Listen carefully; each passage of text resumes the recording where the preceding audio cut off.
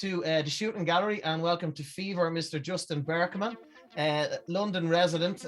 I guess initially, or at some stage, a London resident. Believe it or not, we have DJed together a couple of times way back, because I found it on a flyer. So, you know the way nobody remembers these things. Which ones? Which party? We done some Ministry of Sound nights in Dublin, in the pod and in the system. So I'll dig them out and I'll send you copies. Oh, I remember both. I mean, I probably my greatest party, I think, of all time was in Bellingham Castle. Oh, I remember that one. Yeah, I was a clubber back then, so I remember going up to that one. Was that the one Sasha played at? Yeah. Yeah. And they turned off the water. There was a scandal over there. They were charging people fivers for glasses of water, because they thought they'd sell a load of alcohol, and they didn't, because everyone was pilled up. Oh my God. Listen, it's a pleasure to have you here, and I've been trying to arrange this for a long time. So I want to just give a little introduction to yourself, and then let you correct the records, really. You're listed on Wikipedia with a certain thing, but I was tempted to just start with this one-liner. You're a tantric DJ. Explain that one to me. Oh, what a great question. It's something I've just thought. I was, founder of Ministry of Sound, doing this, doing that. What the hell am I? I mean, what is it that I do? And tantric.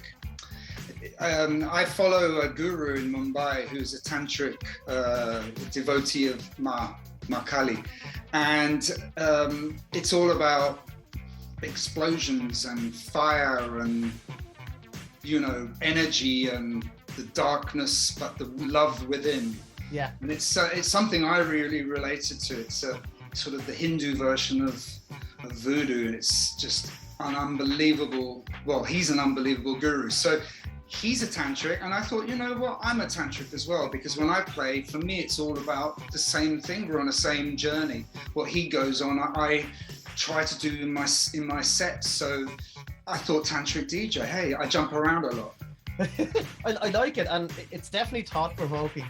And the fact that it's obviously the dark side, and as you said, the energy side, that's obviously another interesting facet. But let's go back a little bit. I want to go back to your early formative years as a teenager growing up. I assume in the UK. What were you listening to before you got into? Before DJing, what were you listening to? What were your early influences? Was there anything specific? And tell me what sort of artists and songs you were listening to.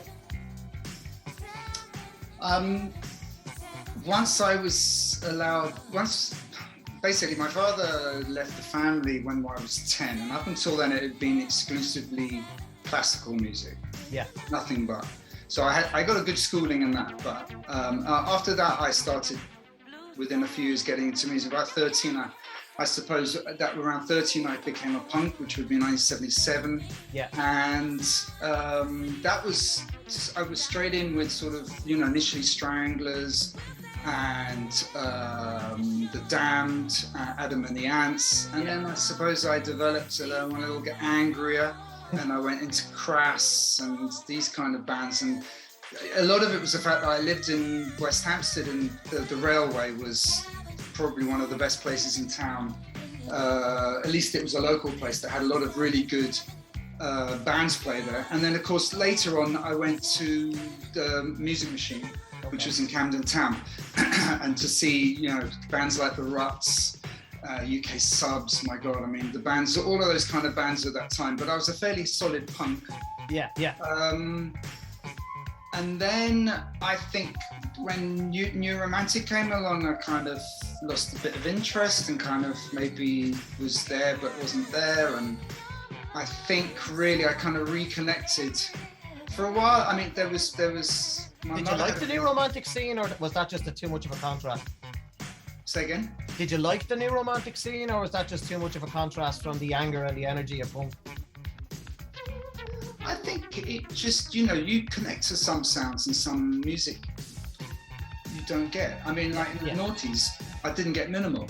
I loved other styles of music, and I just didn't get the minimal. I didn't understand where everyone was. Yeah. So you can completely just like not go with something. I mean, and I didn't really get the early 80s was just really about, electro and disco and stuff like that.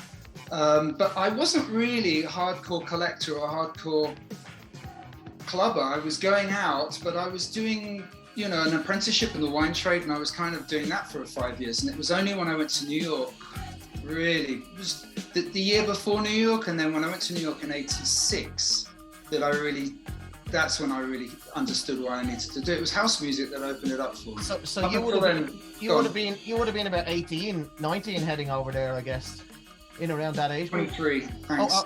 Just into your early 20s. So you weren't forming a record collection per se, other than, you know, you weren't a collector.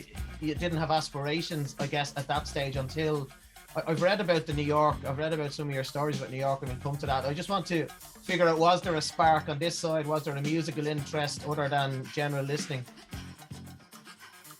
You know, I went there with a completely different agenda, and but I was fascinated by house music. But I mean, I went there to get away from London, really, and just sort of go on an adventure.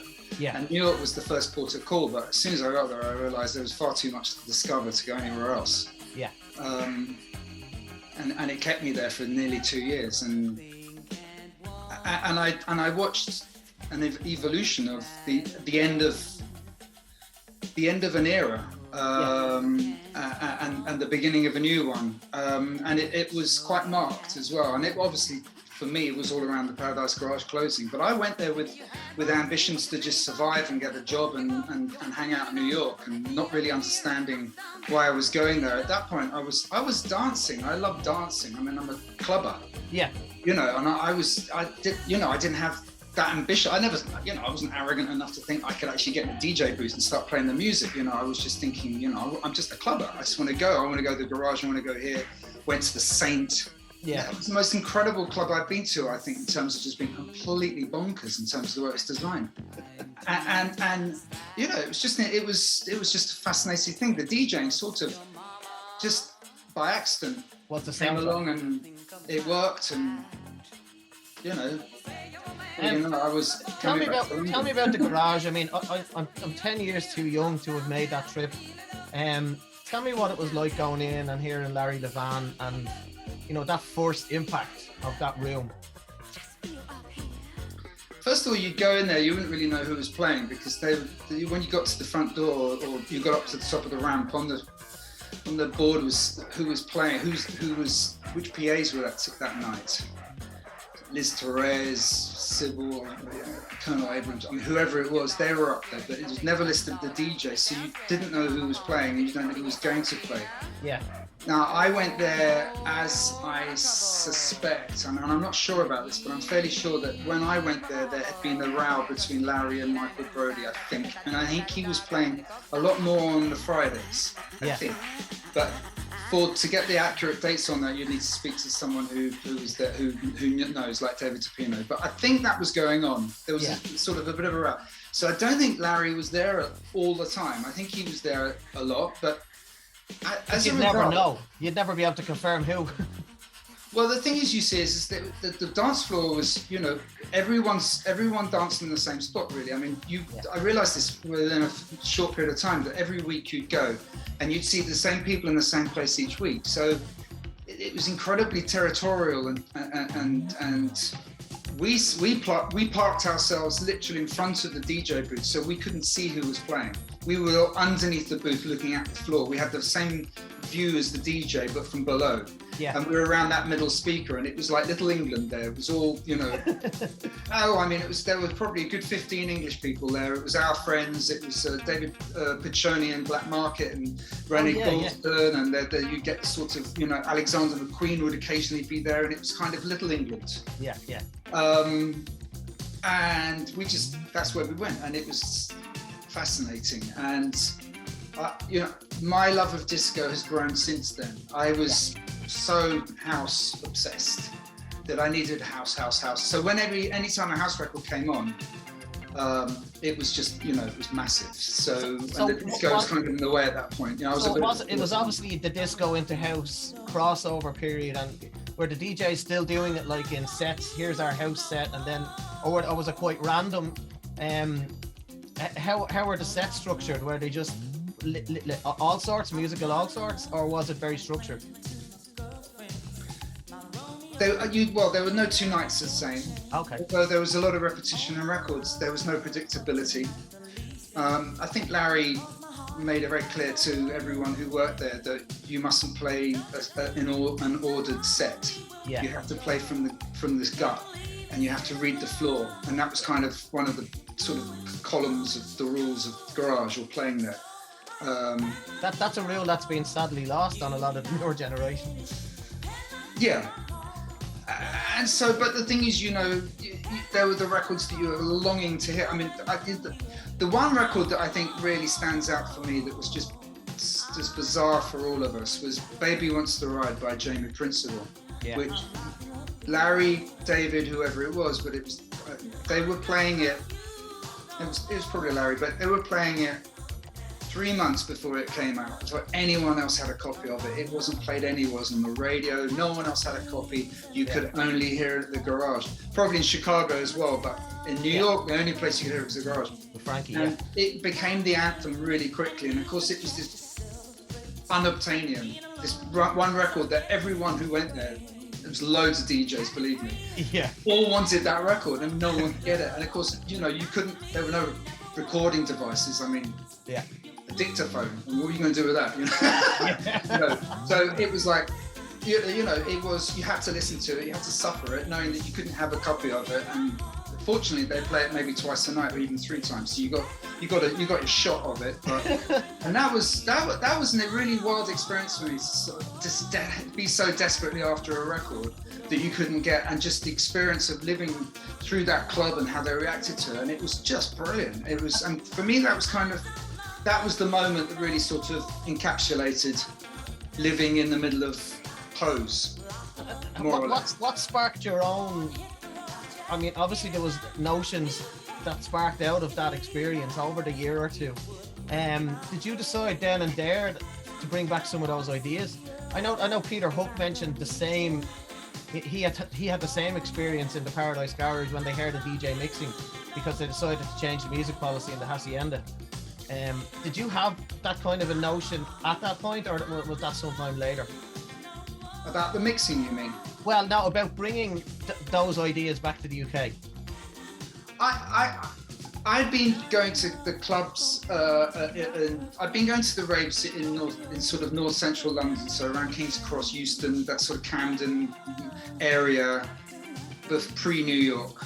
And the DJing was great, and it was hip hop mostly and rare groove, and it was Norman J and Judge Jules and Jazzy B and these kind of guys, and it was very good, but it wasn't that sort of like blended house that I then discovered when I went to New York and heard Tony Humphries, Timmy Regisford, and probably best part Merlin Bob on Kiss and WBLS.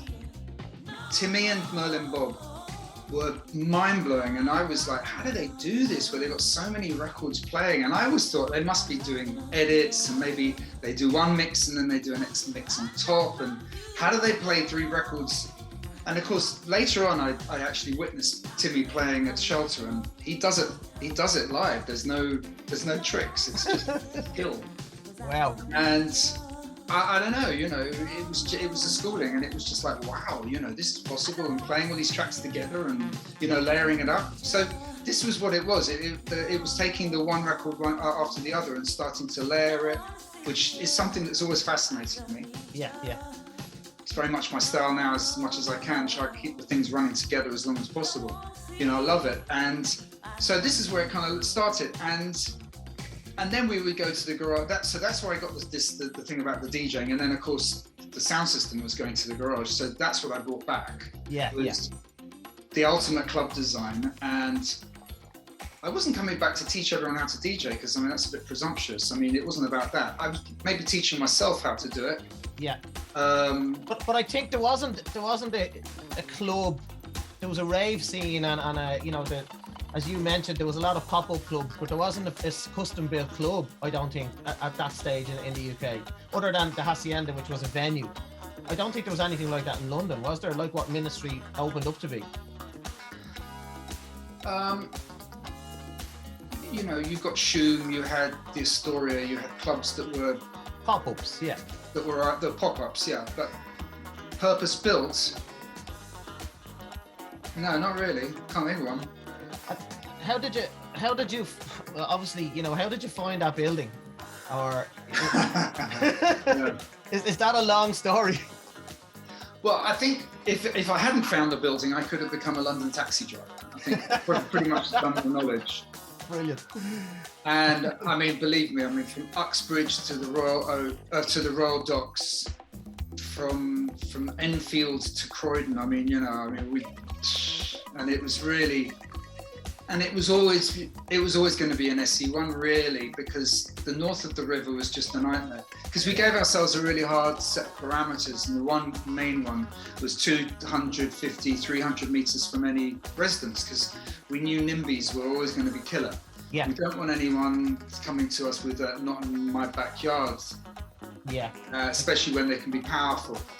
So finding that perfect space was really, really difficult, and we found all kinds of great spaces that lent themselves to amazing clubs, but they never ever had that freedom of residence. And when I found Gaunt Street, there was one resident, but it was the caretaker in the university. So he was.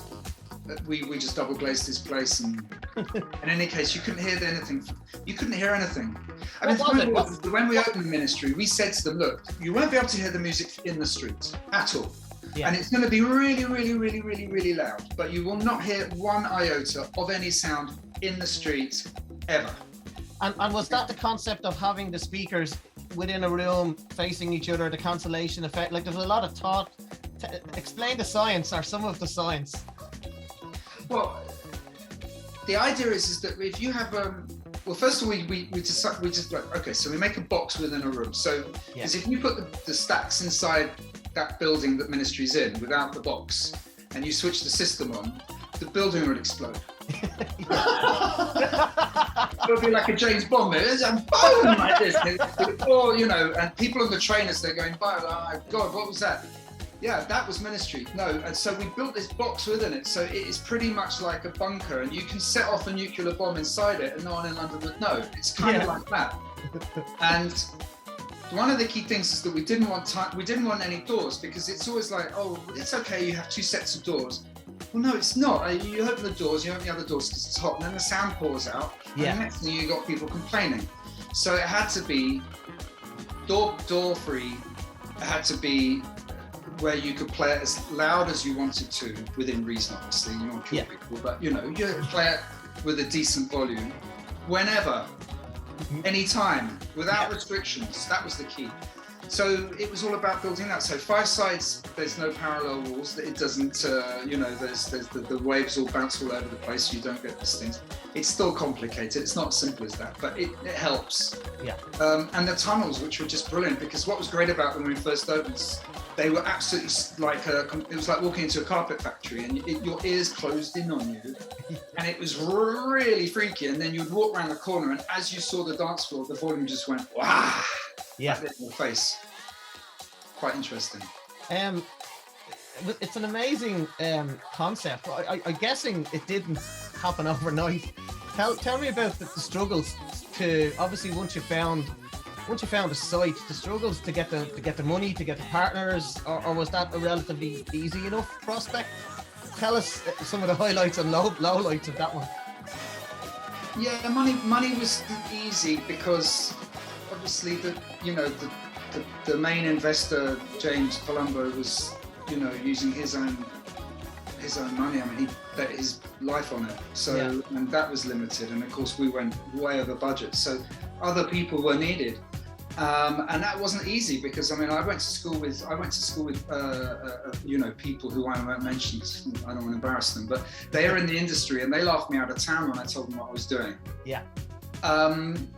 People weren't getting it. People weren't understanding. And a club in the Elephant and Castle didn't sell alcohol that was open all night. How are you going to make any money? Who's going to go to that? You know? Yeah. It just, people were laughing me out. So it was, you know, it's that idea that a good idea is always ridiculed, you know, and I was ridiculed. So it was difficult, but we got there in the end. And I suppose probably the one of the good stories about how it nearly didn't happen was the fire officer. who, this poor gentleman, he was the local Southwark fire officer. He came down, he looked at the drawings, and he said, you on this, you need one more fire exit. You have to have a fire exit from the left-hand side of the box all the way back, and otherwise you can only have 750 people in this place, or something towards that effect. Yeah. And it was like, you know, we got so far, we were there, we got the space. I mean, believe me, we had to have 4 deals to get the space. We had to have the guy whose building it was, then we had to have British Rail, then there was the guy at the back who's an Apple store. It was just really complicated. It was a nightmare of a thing to put together. And this fire officer just threw a grenade in and blew it apart, and we were like, well, that's it. We can only open 750, 800 people. We're screwed. Yeah. And what was the planned initial capacity? Well, we were hoping for around 1250. I mean, we didn't know what we were going to get. I mean, yeah. I mean, you know, I'll be honest. We were kind of sort of just flying. There were a hell of a lot of leaps of faith going on at this moment. We kind of knew what we were doing, but really it was a lot of kind of just gut instinct. What should we do? Let's do this. Yeah. But anyway, this poor fire officer, he destroyed us, and he went off. And about 3 or 4 days later, he unfortunately had a heart attack and died. Wow. was that deliberate? It was just an unfortunate act of God that this poor gentleman passed away. And then a short period of time later, his replacement came along, and he looked at the map and he said, it's fine. Yeah, a different opinion altogether. So we got a different opinion, but my God, I mean, you know, that guy, you know, I mean, and that was just so unfortunate. I feel so sad for this guy, and it was so sad that this had to happen. But we wouldn't have happened. He would have killed it, and that would have been it. And ministry would never have happened. And it was that close. And that's an amazing story. I've never heard that one before. Smell the paint on the ticker tape on the line where it says finish, and yet we couldn't grab it because it was gone, and it was so close. Wow. So, wow. That's one of the stories from there. So yeah. That's a crazy one. How long did it take then from thankfully getting that hurdle to opening it up? And who played the opening night? Did you have Tony Humphries and Larry Van over for the first night, or who was it, or was it a residence event? Okay, so the first official night was the 21st of September, a Saturday. There was a pre-opening, which was for friends and family, which was a different set of DJs, but the opening night was Paul Oakenfold, Jazzy M, Cirillo from Italy, and myself. Okay. That's the DJ lineup. And then we had the following week, I have an absolute blank. I can't find any record of who played. Was it open? Who it was. Was it just open weekends, or were you trying to open it every night? Okay, first of all, we only open Saturdays, and then we tried to open up for Fridays, and Friday it just wouldn't work. Yeah. Tried everything. We started with a gay night, then we went with a British DJs night, which was Lublin, was it? Rampling. I think it was Rampling, Healy, and Jay. Yeah. We had Graham Park play. We had all kinds of people play. Friday just wouldn't work because Saturday was so good. Yeah. And then eventually, the guy who was doing the promotions for Fridays, Jim Masters, brought in Progressive. Yeah. With Darren Emerson and Justin Robinson, and it just went off. And that was it. And that was it. Yeah. That was then Fridays worked. Saturdays. Levan was the first international big name DJ to be booked. As well documented, he came a little late. So I can't remember who played the first week. The second week.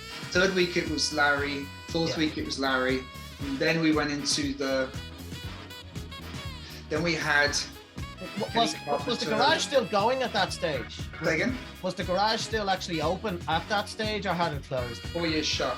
Yeah, because I was wondering how, obviously because you had spent time there, you made some links. I don't know what happened after the garage is a fairly grey area on the New York side for those DJs, I guess. But I know, my earliest recollection was the likes of Tony Humphries and all of those big names. And you posted a really good picture of yourself and Larry, and I think it was Tony Humphries sitting on the original speaker stack. Yeah, no, the stack. Are you talking about the one I just posted the other day, pink one? Yeah, it's brilliant.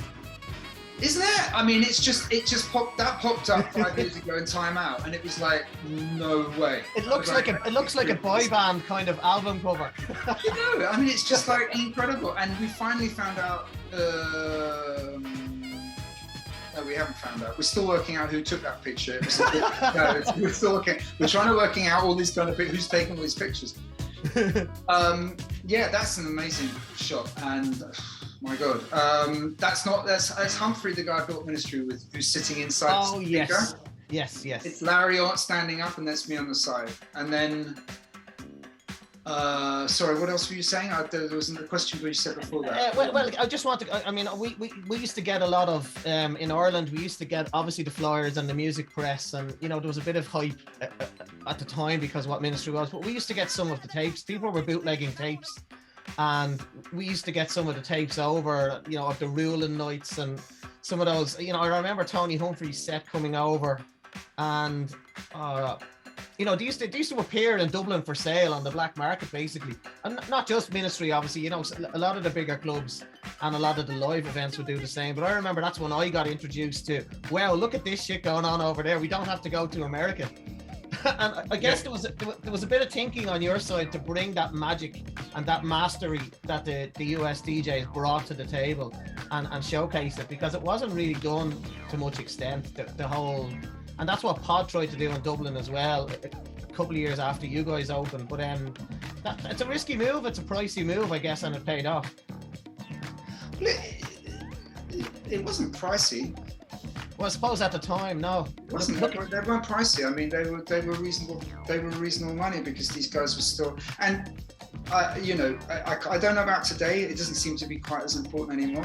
But back in those days, a really good sound system, and all those guys, they were desperate to get their hands onto it. Everyone wanted to play it. Yeah. So it was really enticing for people to come over and everyone loved it. And of course, they all know each other. They talk between each other. Yeah. So, yeah, but for me it was just an obvious move. Was it of what I'd seen in New York, and had I gone to Japan, maybe it would have been different as well, because you know I didn't see, you know, that what they were doing, and which was just as interesting and just as valid. And I now know what they were doing. I wish I had, and I missed it. I didn't go to Yellow or Gold. You know, despondent, and you know, I went to the Garage, but I didn't go there. You know, so. And there are people who've been to both, and you know, I'd love to have experienced that, because it's just that's off the wall. How did the sound system concept evolve? I mean, who did you involve in that conversation, or were you talking to a few different people before you settled? I guess it started with, you know, because when I met the people I eventually built Ministry with, I was resident at Heaven. And at that point, Heaven had Turbo Sound, and Turbo Sound engineers, Tony Andrews and the boys, came to Heaven fairly regularly, because they were trying to make the system always better, and it was pretty decent in there. It was a good system, so it sounded good, and so I met them, and when I started the project, Tony was my first port of call. So I went to see him in his place in Surrey, and we talked speakers, and he suggested more of a wall of sound. He suggested, I believe at that point we were already starting to talk potentially about a 5-sided room, because I got a thing, but I'm not sure whether or not it was there yet, but we started to potentially talking about 5-sided rooms. So he was talking about a wall of sound. And then afterwards, I think we built models and we worked on it, and then I think I started realizing that we really needed to go down the Richard Long route, but it was defunct, it didn't exist anymore. Okay. And then through a contact, I discovered that someone knew someone who could get, and of course this is pre-internet, this is pre-cell phones, this is, you need someone's business telephone. Phone calls. Really difficult, yeah? Phone calls. Yeah, phone calls, that's it. And you know, finding people's information, really tough. And I finally found this guy who knew Kenny Powers, who's one of Richard Long's associates, original associates. And I started talking to him, and then he introduced me to Austin and Derek, and we put the system together. Yeah. And Austin came over and installed it, and you know, it was you know it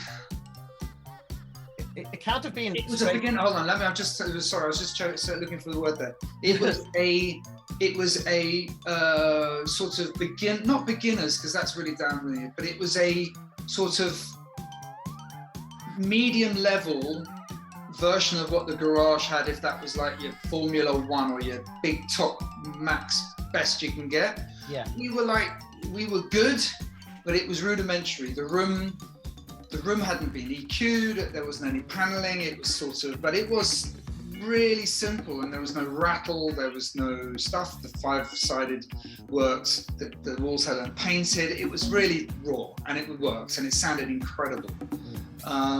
And over time that's changed, because it's been painted and then covered, lots of stuff's gone up in the ceiling, it changes all the effects, you know. Yeah. The room's moved and changed over the years. When we first opened, there was nothing in it. We had 3 lights.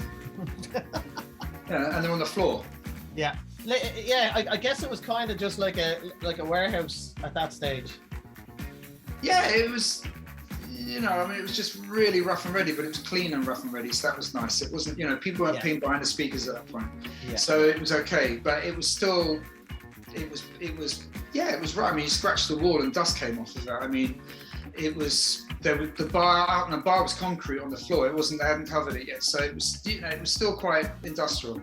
And the toilets, of course, were insanely industrial, because they were just PVC, and the urinals were PVC sheeting on poles. Yeah. And the toilet doors were just that transparent plastic you get in factories. Yeah. With a toilet plug, bath plug as the hook to shut the door, and it caused it to bend down, and it was transparent. It was a nightmare. It's great though. Did you have any, obviously any technical hiccups after night one or on night one, you know, where the humidity or the heat or things went wrong? I mean, I guess it happens in every club scenario, or did you rigorously bug test all of that? In terms of design, I think the club was pretty well sorted. I mean, we did have one blackout once when something tripped, and the club blacked out for a couple of minutes, which was great fun. But it only ever happened once, so it's, you know, like the night in New York, so in the 70s, so it's okay. The only one that's really worth talking about was the fact that one of the crossovers broke. It blew, or something didn't work in it. And so when the club opened on the opening night on the 21st September of '91, yeah, only left was on, right wasn't working, so we only had 3 stacks on. But no one really noticed. It was so wow. Yeah. That half of it worked, and then the next week it was like, oh, okay. I've kind of got off topic, which is yourself. Tell me about some of your own highlights. I mean, you've celebrated 30 years there recently. That must have been amazing to do so and to get to that point. But before that one, tell me about some of your own personal highlights as a DJ, what you've witnessed, what you've hosted and promoted there, and that you've actually played at, and you know, give me some of your own highlights, if they come to mind, of course. Yeah, they come to mind. I suppose in order of what comes to mind first would be, I suppose the most insane would be Love Parade, 96, which I was just so lucky. I was just so lucky to be in the right place. That I went and worked with Partisan. So I went and started doing gigs with Partisan, who were the little magazines like Time Outs that you got in Germany, and they were printed in each city, locally printed for all the parties. It was the clubbers guide, and they were called Partisan. They're based in Munich, and they were doing these raving crews. And so I went on one of these raves around the Mediterranean with 500 German techno DJs. Wow. Yeah, and I was the only Englishman on board, and 3 days, and believe me, I was not allowed to go to bed, because had I done it, I'd have let down the country. So I had to stay awake for 3 days because it was full gas all the way. No one was allowed to go to bed, because if you did, they would almost throw you overboard. And And it was, and I fell in love with them, and then to a point with me, and they really liked my music, and I, you know, got converted as well to techno. Yeah. And it was brilliant. And in '96, I played Love Parade for Partisan, for EVERK, and EVERK being Berlin's. They were the two big clubs at that time, the Tracer and EVERK. Yeah. And my God, EVERK were organising it, and they had the biggest sound system, the biggest truck, and they had booked 3 DJs, Woody, and I think Shirillo again. I think it was Shirillo, and Shirillo. I don't think we ever saw him. I don't think he ever turned up. I don't know what happened to him. But the thing is that if you didn't get on the truck at the right time, that was it. You missed it. There were so many people there. It was like a pack club for like 5 square miles. And if you got, like they said, never get off the truck. Yeah. If you have to go to the toilet, forget about it. You can't get off the truck. So we left without him and Woody, and I started playing, and I played the whole thing, and wow. Woody just came right at the end, just as we were coming back to the main spire where everyone parks up. So I played the entire truck for 4 hours, something like that. Amazing. And that was, well, I don't know what it was, but it was just incredible. That was just incredible. That sounds amazing. But equally as brilliant was when I played at Bellingham Castle. Yeah. And I had the most incredible night with Sasha, and just one of the greatest crowds that I've ever had the honour of DJing and dancing with. I was a sweaty belly down the back of that one. It was just brilliant. I mean, it was one of the greatest atmospheres I've ever seen. Yeah. Cork and Limerick as well. I love Southern. I mean, Southern Ireland's just brilliant. It's just, you know, I love it. I love once the further you go away from London, the better it is. And having quite a lot of Scottish and Irish DNA, so I can say that. How was the 30th anniversary? I was assuming you were a little bit tender a few days after that one last week. No, I was a really good boy. I was so busy talking to everyone, having such a nice time, I forgot to get drunk. So yeah, I made up for it the week after, but on the 30th, I had no hangover whatsoever. How did the party go? Was it great? Was it a good night?